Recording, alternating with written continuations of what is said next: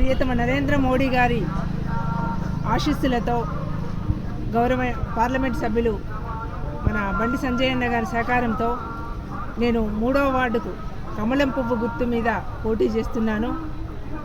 3వ వార్డు ప్రజలందరికీ కూడా సహాయ సహకారాలు అందించాలని, వారు 11వ తారీఖున కమలం పువ్వు గుర్తు మీద ఓటు వేసి గెలిపించాలని కోరుకుంటున్నాను.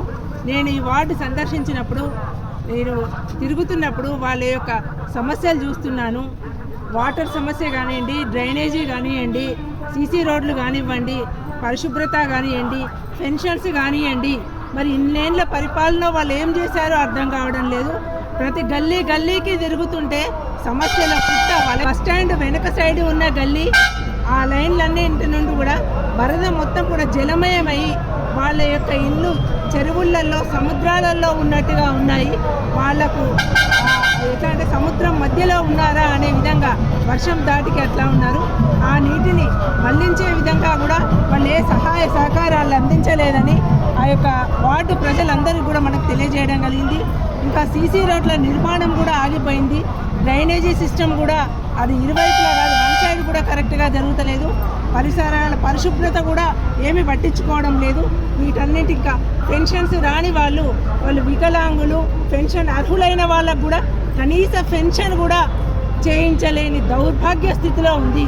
వాళ్ళంతా కూడా సంక్షేమ పథకాలు పెట్టినాము, అది ఇది పెట్టినాము అని చెప్తున్నారు, కానీ ఎవ్వి కూడా ప్రజలకు అందుబాటులో లేకుండా వాళ్ళ యొక్క పార్టీలో ఉన్న వాళ్ళకో లేకపోతే వాళ్ళకే అది అందిస్తున్నారు, కానీ సరి అయిన వాళ్ళకి, వాళ్ళ కష్టాలలో ఉన్న వాళ్ళకి కూడా అందించడం లేదు.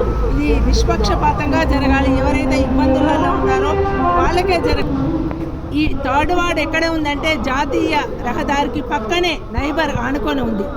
మరి గత పాలకులు 2 టర్ములు చేశారు, మరి మళ్ళీ ఇంకో టర్ము గెలిపించి మరి ఏం చేయదలుచుకున్నారు? మరి అప్పుడు చేయలేని పనులు ఇప్పుడు ఎట్లా చేస్తారు? వారి వల్ల ఎట్లా సాధ్యమవుతుంది?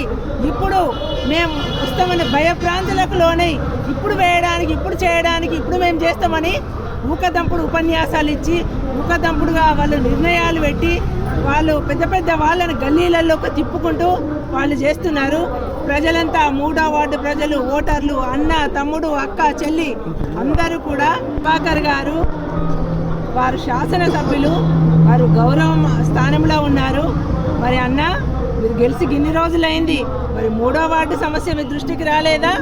ఒకవేళ మీ దృష్టికి వచ్చిందా? దృష్టికి వాళ్ళే తీసుకురాలేదా? అది మీరు కూడా గమనించాలన్నా. ఇప్పుడు ఎలక్షన్లు వచ్చిన తర్వాత వాళ్ళు ముఖం చాటేస్తున్నారన్నా, అంటే వాళ్ళ చేతకానితనమన్నా. ఇది అందరూ కూడా ప్రజలు గమనిస్తున్నారన్నా. ఇప్పుడు భయపడుతున్నారన్నా. 10 ఏండ్ల పాలనలో చేయలేని ఇప్పుడు ఏం చేస్తారన్నా? 3వ వార్డు ఓటర్లందరూ, అక్క, చెల్లె, తమ్ముడు, అన్న, అమ్మ, మీరందరూ కూడా నేను ఆశయంతో వస్తున్నాను, ఆశతో రావడం లేదు. నాకు ఏమీ అవసరం లేదు.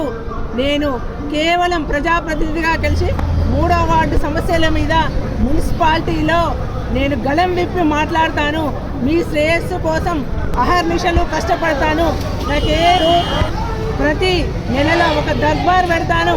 ఏ ఇంట్లో ఏ సమస్య ఉన్నా, ఏ కష్టం ఉన్నా మనమందరం కుటుంబ సభ్యులాగా మనమందరము తేల్చుకోవాల్సిన సమయం ఉంది. పాత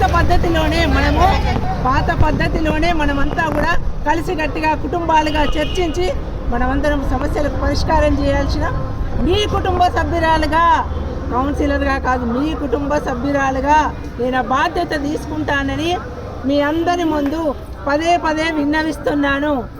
నా గుర్తు కమలం పువ్వు గుర్తు. 11వ తారీఖు నాడు 3వ నెంబర్ కమలం పువ్వు గుర్తు మీద ఓటు వేసి నన్ను గెలిపించాలని మీ అందరినీ పాదాభివందనం చేసుకుంటూ వేడుకుంటున్నాను. జై హింద్, జై భారత్. 11వ తారీఖు జరిగే మున్సిపల్ ఎన్నికల్లో 3వ వార్డు కౌన్సిలర్గా భారతీయ జనతా పార్టీకి సంబంధించినటువంటి లక్కిరెడ్డి తిరుమల గారిని కమలం పువ్వు గుర్తు మీద ఓటు వేసి గెలిపించాలని కోరుకుంటా ఉన్నాం. ఈ 3వ వార్డు జాతీయ రహదారికి ఆనుకొని ఉంటుంది. ఈ 3వ వార్డులో ఎంత అభివృద్ధి జరిగిందో అందరూ ప్రజలు గమనిస్తూ ఉన్నారు. వర్షం పడితే అందరూ మనం గోవా టూర్ పోయినట్టుంటుంది ఈ 3వ వార్డు పరిస్థితి. వర్షం నీళ్లు చెరువులకు కుంటలకు పోయే నీరు మొత్తం ఇళ్లలోకి వస్తే కూడా గత పాలకులు 2 పర్యాయాలు గెలిచినటువంటి వాళ్ళు పట్టించుకోకుండా వదిలిపెట్టి నేడు మళ్ళీ మేము ఉన్నామంటూ వస్తున్నటువంటి వైనాన్ని ప్రజలు గుర్తుంచుకోవాలా. పొన్నం ప్రభాకర్ గారు 2 సంవత్సరాలు ఎమ్మెల్యే గెలిచిండ్రు. వారి క్యాంప్ ఆఫీస్ ఇదే వార్డులో ఉంటుంది.